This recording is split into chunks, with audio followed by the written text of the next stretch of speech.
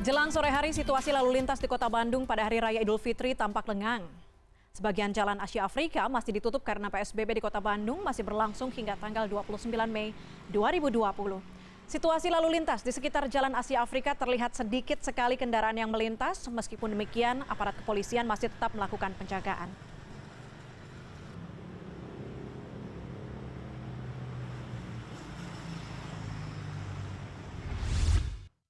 Kota Bandung masih menerapkan PSBB hingga 29 Mei besok. Untuk mengetahui suasana Lebaran di tengah pandemik, di tengah PSBB di Kota Bandung, kami sudah terhubung dengan produser lapangan CNN Indonesia, ada Wilam Nasution. Wilam, selamat sore. Wilam, dari pantauan Anda, suasana Kota Bandung secara umum pada hari ini nampaknya masih ramai lancar di belakang Anda. Tapi dari pagi setelah sholat Id sampai dengan sekarang seperti apa, Wilam? Selamat sore Puspa, memang suasana lalu lintas di Kota Bandung tampak lengang seperti itu. Intensitas aktivitas warga terutama di lalu lintas memang meningkat menjelang malam Lebaran, 3 hari menjelang Lebaran, pusat perdagangan, pakaian maupun juga konsumsi kebutuhan sehari-hari, pasar itu meningkat dengan sangat pesat. Keramaian terjadi di mana-mana sehingga saat-saat buka puasa juga terjadi kemacetan seperti itu. Namun hari ini tampak jauh sekali berbeda, sepertinya warga Bandung benar-benar merayakan Lebaran di rumahnya masing-masing, tidak banyak berkeliaran seperti itu Puspa. Dan berbicara mengenai PSBB di Ring 1 ini tempat saya berada di Asia Afrika, pada hari Lebaran biasanya dipenuhi oleh warga, tidak hanya oleh Kota Bandung, juga wisatawan lokal maupun yang datang dari luar kota, dari Kabupaten Bandung, Kabupaten Bandung Barat biasanya berkumpul di sini. Namun pihak aparat keamanan menjaga terutama ring-ring 1 yang ada di Kota Bandung, tidak hanya di Jalan Asia Afrika, juga di depan Gedung Sate, di Jalan Insinyur Haji Juanda, Jalan Braga, tempat-tempat yang biasanya ramai sekali oleh para warga Bandung saat Lebaran seperti itu. Dan jika kita lihat selain ring 1 di Kota Bandung, PSBB juga ada ring 2 dan ring 3. Dan sedikit terlihat ada perbedaan di ring 2, ring 3. Ring 2, ring 3 ini adalah gerbang-gerbang tol juga perbatasan dengan kabupaten di sekitar Bandung. Ini memang penjagaan tidak terlalu ketat seperti biasanya. Ada aparat yang berjaga namun hanya untuk berjaga-jaga seperti itu. Dan dilihat situasi lalu lintas memang banyak orang yang berboncengan menggunakan sepeda motor, kendaraan seperti itu. Namun ini tidak diantisipasi, maksud saya tidak dijaga oleh aparat kepolisian sehingga para pengguna lalu lintas bisa bebas berlalang seperti itu. Keramaian yang mungkin terjadi di Kota Bandung hari ini tersisa di tempat pemakaman umum. Puspa, tadi saya ke tempat pemakaman umum di Cikutra dan ini memang banyak orang berdatangan melakukan ziarah karena sudah merupakan tradisi yang dilakukan setiap Lebaran. Mereka berdatangan menggunakan masker, namun memang tidak menjaga physical distancing. Memang pemerintah sudah menganjurkan agar untuk tidak datang ke pemakaman. Namun keramaian ini juga tidak seramai pada Lebaran sebelumnya. Pihak petugas TPU mengatakan ini hari pertama Lebaran ini tampak seperti hari kelima Lebaran, dan para pedagang bunga juga mengatakan bahwa ini penjualannya bahkan tidak mencapai seperempat yang biasa mereka lakukan di setiap kali Lebaran. Jadi memang bisa disimpulkan bahwa banyak warga Bandung yang merayakan hari Lebaran di Kota Bandung, dan ini harus kita apresiasi bahwa masyarakat tidak keluar, tidak merayakan Lebaran di jalan raya atau di tempat-tempat umum seperti itu, Puspa. Oke, Wilam, pelaksanaan PSBB di Kota Bandung khususnya sebentar lagi akan selesai 29 Mei. Kemudian kalau tadi Anda katakan juga ternyata masih banyak orang yang sampai dengan hari ini masih abai dengan aturan physical distancing dan aturan PSBB di Kota Bandung. Apakah memang sudah dipersiapkan oleh Pemkot Kota Bandung untuk nantinya setelah mungkin 2 hari setelah Lebaran akan ada rapid test massal di Kota Bandung untuk mempercepat penanganan COVID-19 di sana?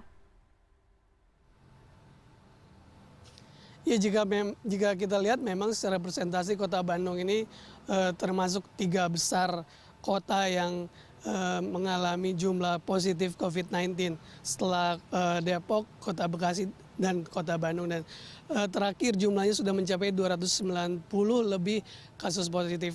rapid test memang terus dilakukan selama PSBB ini, dan dengan melihat situasi Lebaran seperti ini, meskipun sebelum menjelang Lebaran terjadi peningkatan aktivitas, diharapkan setelah PSBB berlangsung kita bisa melihat bahwa angka ini dapat dikendalikan. Seperti itu, Puspa. Oke, Wilam, dari ring 3 tadi menurut Anda masih ada penjagaan walaupun tidak begitu ketat, tapi tetap ada petugas yang berjaga di sana. Bagaimana penyekatan checkpoint? Apakah jumlahnya ditambah menuju tanggal 29 Mei nantinya pelaksanaan PSBB ini akan selesai? Ya, untuk checkpoint sendiri sebenarnya di Kota Bandung terdapat 19 checkpoint, dan ini jumlahnya tetap semenjak 22 April pertama kali dilakukan PSBB Bandung Raya.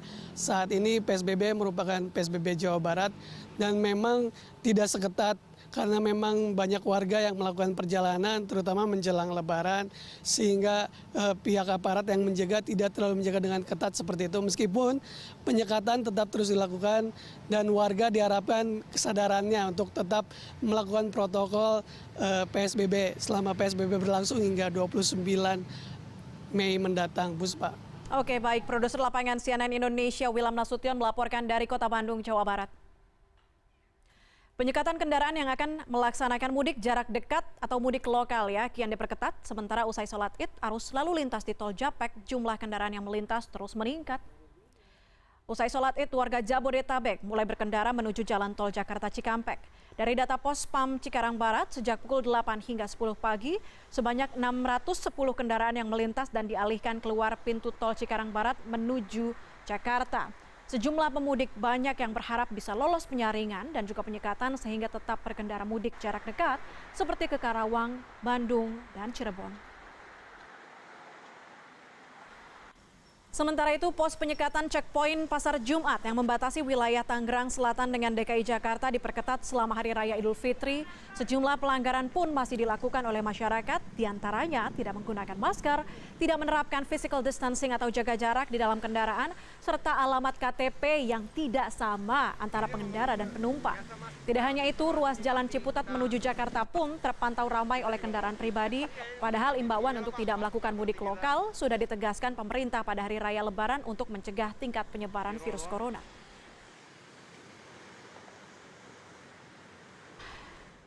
Saat ini sudah terhubung bersama kami produser lapangan CNN Indonesia ada Tika Beremau untuk mengetahui situasi kepadatan lalu lintas di Gadok Puncak, Jawa Barat. Tika, selamat sore. Kalau sebelum ada pandemi kita tahu Puncak menjadi salah satu destinasi bagi warga di sekitar Bogor dan Jakarta untuk menghabiskan waktu libur Lebaran. Tapi saat ini situasi lalu lintas seperti apa? Apakah juga pun lalu lintas di belakang Anda lancar begitu? Apakah juga tetap dilakukan sistem lalu lintas yang biasa diterapkan sebelum ada pandemi ini? Ya, selamat sore Puspa dan juga pemirsa. Memang kalau kita melihat sore hari ini di jalur puncak, tepatnya di Simpang Gadok, tempat saya melaporkan saat ini, situasi lalu lintas ini terpantau ramai lancar. Namun sekitar 2 jam sebelum ini terpantau cukup lengang.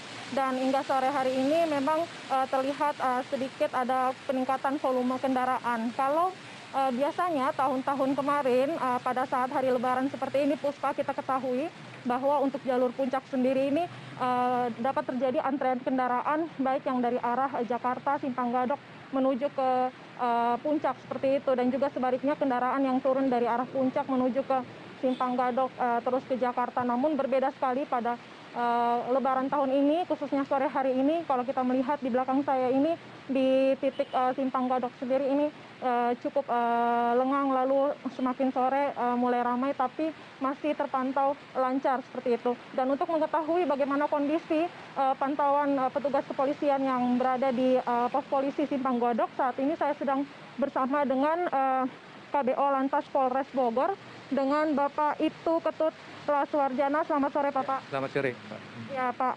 Pak Ketut, boleh dijelaskan kalau tadi kan kita melihat situasinya cukup lengang ya, Pak, sekitar pukul 3, pukul 4 sore. Nah, untuk saat ini, sore hari ini kalau kita lihat mulai ramai tapi lancar, ini kira-kira penyebabnya apa sih, Pak? Ya baik, selamat sore, dapat saya laporkan untuk situasi saat ini arus puncak mulai dari pagi hari sampai dengan sore hari itu terpantau masih lancar. Kemudian ini disebabkan karena Polres Bogor ataupun Kabupaten Bogor saat ini masih melaksanakan PSBB. Nah kemudian kita PSBB ini ada beberapa checkpoint, ada 17 checkpoint, kemudian ada juga operasi ketupat kita ada 5 titik. Nah itu kita laksanakan semua sehingga kendaraan-kendaraan yang akan melaksanakan ke puncak, ada wisata ke puncak kita tetap cek, kita periksa. Itu yang kita laksanakan. Ada berapa petugas Pak yang diterjunkan ke lapangan selama hari Lebaran ini Pak? Untuk petugas yang di lapangan kita terjunkan saat ini, untuk dari Satlantas Polres Bogor sendiri itu kurang lebih hampir 100 personil, kemudian dibantu juga dengan petugas-petugas lain yang dari Dishub, kemudian dari instansi lain ikut bergabung. Lalu di sini kan Kabupaten Bogor sendiri kita tahu ada belasan titik checkpoint nih Pak ya. Bagaimana evaluasi selama jalannya operasi ketupat sepanjang masa PSBB di Kabupaten Bogor ini seperti apa? Apakah masih banyak masyarakat juga yang sebelum-sebelumnya masih sampai hari ini berusaha untuk melakukan mudik lokal dan sebagainya? Ya, jadi untuk PSBB sendiri selama mulai dari tanggal 15 sampai dengan saat ini kita itu mencatat hampir ada 11.000 pelanggaran. Kurang lebih pelanggaran yang ada di seluruh Kabupaten Bogor dan itu kita laksanakan tindakan hanya peneguran saja. Kemudian semakin hari ini untuk pelanggaran-pelanggaran itu sudah mulai menurun. Jadi masyarakat Kabupaten Bogor sendiri sudah mulai sadar. Nah kemudian untuk ops ketupat mulai dari tanggal 24 sampai dengan hari ini itu kita sudah memutar kendaraan itu hampir kurang lebih sampai 33.000 kendaraan yang kita putar arah. Kita kembalikan lagi yang terpantau mudik, kita kembalikan lagi ke daerah masing-masing. 33.000 kendaraan ini angka yang cukup tinggi ya Pak ya? Ya, Nah ini Pak, kan kalau Bapak mengatakan tadi bahwa ini kondisinya memang mulai menurun jumlah pelanggar PSBB nih Pak. Namun kalau hingga sore hari ini kita melihat situasi lalu lintas cukup ramai namun tetap lancar seperti itu. Apakah ada antisipasi yang akan dilakukan pihak polisian apabila ini volume kendaraan semakin sore atau mungkin malam nanti terjadi peningkatan volume kendaraan seperti itu Pak? Ya, baik, kami dari Satlantas Polres Bogor tentunya tetap melaksanakan antisipasi kemungkinan yang terjadi. Tentunya yang pertama adalah kita menempatkan personil di titik-titik yang krusial ataupun kita perkiraan ada kemacetan. Kita ada titik-titik banyak jalur puncak ini sebanyak 30 titik yang kita tempatkan anggota masing-masing, yaitu kurang lebih antara 4 sampai dengan 6 anggota. Jadi di total anggota itu perkirakan hampir 100 seperti tadi saya sampaikan itu kita sebar. Kemudian ada juga kendaraan-kendaraan patroli yang memutar sepanjang jalur puncak ini sehingga kita akan tahu di mana permasalahan-permasalahan. Kemudian juga kita ada di dalam itu ada CCTV yang bisa memantau 1 kali 24 jam di mana ada kerawanan-kerawanan. Nah itu kita pantau terus betul dan kita terjunkan anggota di situ yang dibutuhkan. Nah itu tadi soal lalu lintas Pak, ini soal keramaian mungkin di titik-titik yang rentan kerumunan seperti pasar tumpah seperti itu, ini bagaimana pengamanannya Pak? Jadi kalau untuk pasar kita tetap berkoordinasi dengan pihak instansi terkait, Satpol PP, jadi penanganannya karena ini jalurnya jalur utama, kita kalau memang ada pasar-pasar kita himbau untuk di dalam, tidak di pinggir jalan. Jadi kalau di pinggir jalan akan mengganggu arus lalu lintas ataupun masyarakat yang akan bertujuan ke puncak dan sekitarnya. Jadi kita dengan instansi terkait biar pedagang ataupun PKL itu ada di dalam. Demikian Mbak yang kita laksanakan. Ya, baik, terima kasih Pak Ketut atas informasinya. Selamat bertugas kembali ya Pak. Ya memang Puspa kalau kita melihat tadi begitu informasi tentang arus lalu lintas dan memang selama masa PSBB ini kita tahu bahwa untuk pertokoan di sekitar di kawasan Kabupaten Bogor itu juga yang buka hanyalah 11 sektor strategis saja atau yang memang diperlukan untuk keperluan sehari-hari warga seperti itu, dan juga untuk tempat makan pun yang tetap beroperasi hanya boleh take away atau dibawa pulang saja. Dan untuk kondisi selama hari raya Lebaran ini kalau kita melihat dari malam tadi ini titik-titik yang rawan kerumunan seperti itu seperti di kawasan Taman Safari, Megamendung dan juga Rindu Alam ini memang terpantau tidak mengalami kemacetan dibandingkan dengan Lebaran pada tahun-tahun sebelumnya. Begitu Puspa. Baik, terima kasih produser lapangan Tika Bermau melaporkan dari Puncak, Jawa Barat. Selanjutnya, gempa magnitudo 5,1 mengguncang Pangandaran pada Minggu siang sekitar pukul 14.11 waktu Indonesia Barat. Getaran gempa terasa sampai Tasikmalaya. Warga yang panik bahkan berhamburan keluar. Warga kampung Cidahu, Desa Mekarwangi, Kabupaten Tasikmalaya sempat panik saat gempa mengguncang wilayah Pangandaran terasa sampai Tasikmalaya.